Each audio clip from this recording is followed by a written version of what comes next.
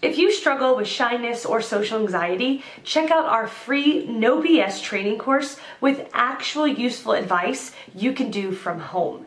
None of that just get out there nonsense. The link is in the description below. For now, let's get to today's question.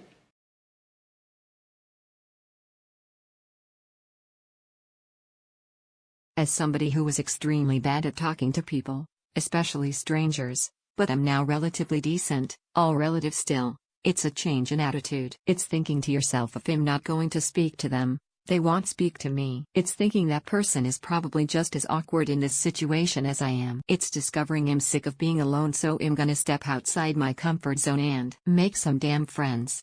It's daunting at first, but you just gotta suck it up and do it. Don't think about consequences. If you look like a fool, you don't have to ever see that person again. The more often you step outside your comfort zone, the easier it gets. It helps if you start at a place where you know you will have common interests with the surrounding people, such as in a uni course, a conference, or somebody else with no friends you see hanging around near you. Of course, this won't necessarily mean you'll be _good_ at talking. I still struggle to carry one-on-one conversations without lapsing into an awkward silence.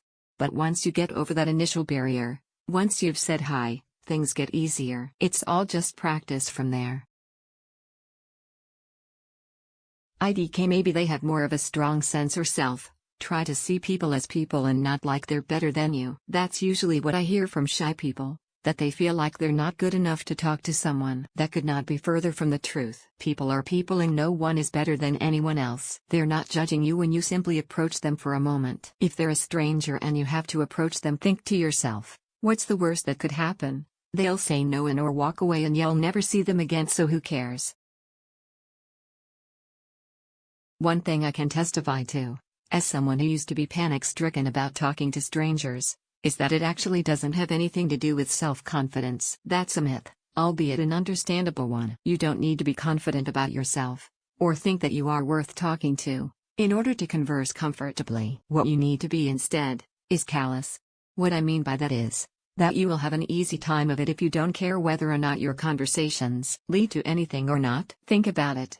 What causes you to freeze up isn't the idea of speaking, and it isn't because you fear listening. What gets you tongue-tied is the fear of being laughed at for the wrong reasons, or to be greeted with hostility. But if you genuinely don't care whether the other person laughs or shouts back, then you will be relaxed and might even appear to the uneducated observer to be confident.